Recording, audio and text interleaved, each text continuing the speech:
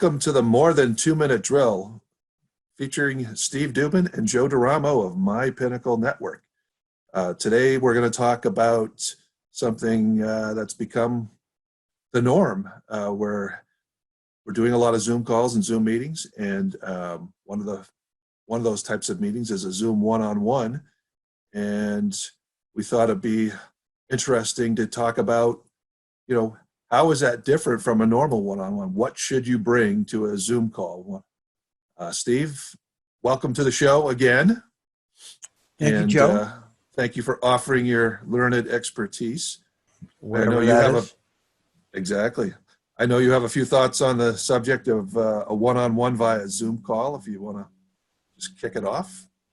Right. I think we're not going to talk about technology today because we've seen way too much information about that already. And I think the best way to learn the technology, whether that's Meetup or GoToMeeting or WebEx, there are a lot of options there. The best way to learn that is through their tutorial videos and actually using it. So we're not going there. I think what we are going to talk about today is how to make the most of a virtual meeting, because I think we're going to be in that mode for a while. So here's a question I have should you treat it any different than a regular one-on-one? Well, I guess that was going to be my first point. Not a lot different. In some ways, I think actually it's more intimate that you're coming into somebody's office or into their home office or their dining room table. And it's a lot different than meeting either in our conference room or in some kind of, Panera backside dining room. And so it's actually a better way to get to know, like, and trust somebody because you're really entering their private space. Well, that brings up one thought I just had was, it is a bit more intimate, but does that mean you don't dress up? I mean, do we want to really let people see us in our sweats, or what's your take on that? That's a really good question. I think, we're professionals. We are having a personal yet business conversation. I'm hoping that you're, at least from the waist up, you're looking like you would at a meeting that we might have in a public place or in a business meeting. So, well, I can assure you for this one, Steve, I am. So thank you. Me too. Excellent. So back to what do you bring to a one-on-one on a Zoom call? What type of documents and I'm not even sure if people really realize what they should be bringing to those. Right. So I think it's great to have sort of a no agenda meeting, but at the same time, there has to be some clarity to that meeting and some value and something that's memorable, something that's a takeaway. So what I encourage people to bring are the documents that I share with them that have worked for me and that they can then try to build as well. So we've talked previously about the ideal client profile, which really talks in some detail about who is the perfect target for you, what size company, what's their mindset, is there a niche, is there a geography to that? The other one that I think is really useful that we haven't talked about is what are the red flags to listen for when you're talking to your client that might be a lead into other people within your network, and alert them that there's a possible introduction in play here. And so one of the guys who takes it further in our group is a guy named Joe Mosier with Rockland Trust. He'll actually prod his prospects with questions about how is your marketing, what are you doing for your bookkeeping, what are your thoughts on HR, and he will actually go through a punch list to try to create and move introductions along. I think that's much more aggressive than most people are willing to do or capable of. At the least, though, we'd like them to have open eyes and open ears as they're talking to their prospect. And if they hear some key phrases, then they know that perhaps there's somebody in their network that they can make an introduction to, and we need to know what those key words and phrases are. So as a quick example, we're a marketing and PR firm. If somebody says to anyone in our network, I'm really concerned that we have an inconsistent lead flow and our materials aren't consistent, and the flow of our materials and messaging out to our various audiences is also inconsistent. Now, they might say that in a shorter bite-sized chunk, like, I'm worried about our marketing. But anything related to concerns around marketing should be a bell going off in our networking friend's head saying, well, maybe we should introduce them to PR Works. And would you be open to some thoughts on marketing? Now, one of the standards, at least I know when I do one-on-ones, I like to bring, again, the ideal client and some of those pains that to listen for. But in terms of what I like to bring are usually some of our variety of things we offer, like one-sheeters. Do you want to talk about that a little bit in terms of?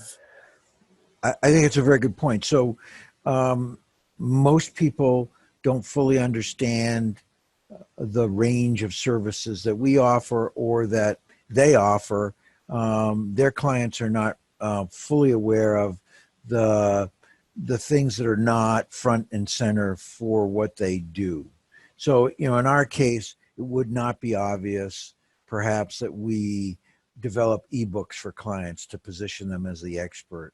They might not be aware that we develop speakers bureaus for clients so they can get in front of the right audiences and again be seen as the expert.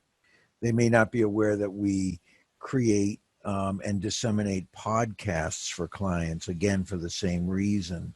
And so having individual sheets on those services make it a lot easier for the person we're meeting with, whether it's virtually or not. It makes it a lot more understandable and memorable, and it's a takeaway. I typically either will give them that sheet at the meeting, or if it's a virtual meeting, I will email them that sheet afterwards. One of the things we do for my Pinnacle Network meetings, we typically will ask people for a client, a client success story, like how a client who came to you with a problem and how you were able to solve it for them.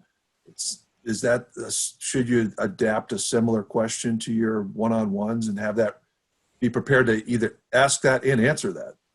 Yeah, I think it's a very good way. Stories are memorable. We grew up hearing stories from our parents. We did not see them get on a whiteboard and show us bullet points about life. And we learn from stories because of that. We're used to stories. They are easy to pass on. They're not technical. And you should be prepared to provide those kinds of stories and try to use real names and interesting anecdotes within those stories. Is that something you should probably support with some sort of like one-page write-up, or is that something you maybe follow up with, or how should you approach that? I think that's probably a one sheet that has 1, 2, or 3 quickie case studies of like a paragraph long each, so that it's something they can file away, they can read again.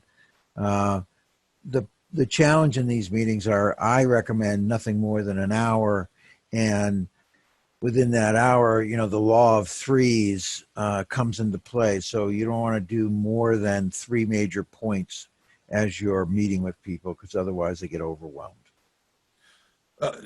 Well, that said, should the meeting even be divided? Should it be like, you do your turn, I do my turn, and then we kind of do a section on where do we go from here?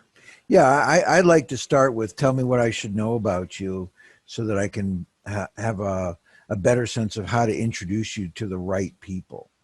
And that usually gets people talking. And then I will say, and now I have a better sense of what you do. Let me tell you a little bit about us and some of the tools I use to make you aware of what we do that you might want to mimic. I'll share those tools with you. Okay.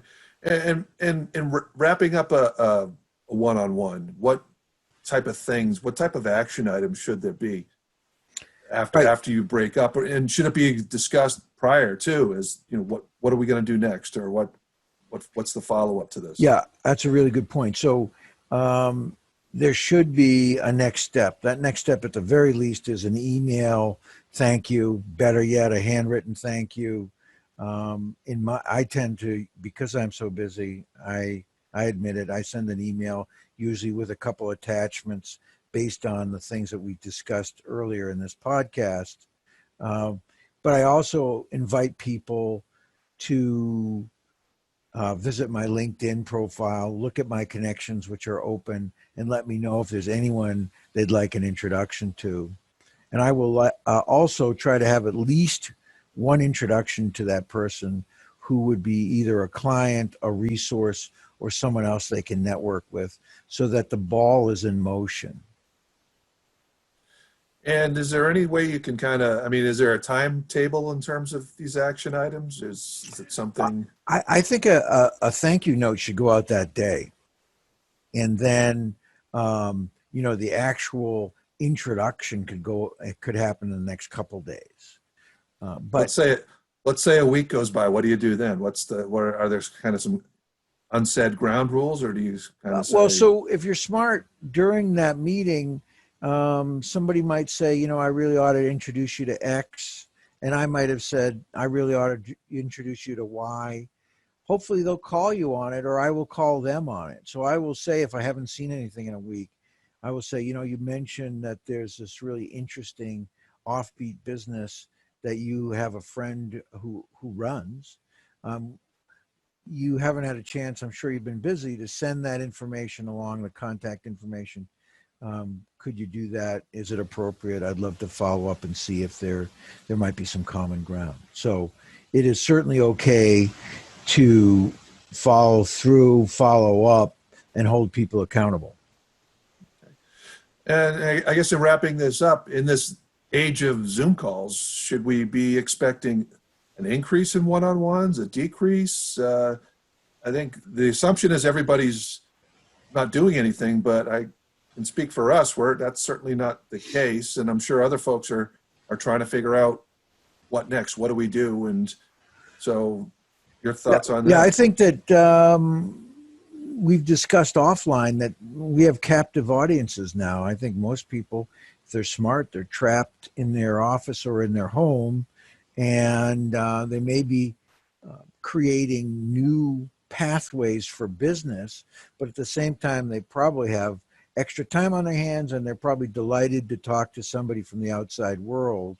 And it is a really good opportunity to maybe set up, at least one-on-one per week. And that's what I've been doing because it's so easy to do, and it is fairly powerful.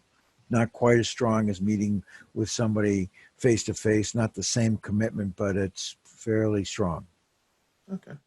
All right. Any closing thoughts before we wrap up this way more than 2-minute drill? No, I recommend people reach out, arrange for some one-on-one meetings via whatever virtual video service they like, and keep things moving. I think it is it's sort of Groundhog Day when we're not seeing new faces, we're not doing new things, and it's a great way to break out. All right. Well, thanks, Steve, very much for all the information. And we're going to create a blog post for My Pinnacle Network with some bullet points from this discussion. If you're watching this on YouTube, you just look down and you'll see it there. My Pinnacle Network now has a YouTube channel. We also broadcast this on Spotify and a few other outlets that do podcasts, and it's on our website in our newsroom. It's one of our new features. So lots of ways to get this information. Like I said, if you go to the notes, you'll see a link directly to the items you should have when conducting a one-on-one, either online or in person. At some point, we hope to get back to that. Steve, any closing thoughts? No, stay healthy, stay happy, and don't hoard toilet paper. Excellent. And during our next podcast, we may or may not use that microwave behind Steve. So Yeah. this has been Joe DeRamo and Steve Dubin from My Pinnacle Network for the More Than 2 Minute Drill. Thank you, Joe. Thanks, Steve.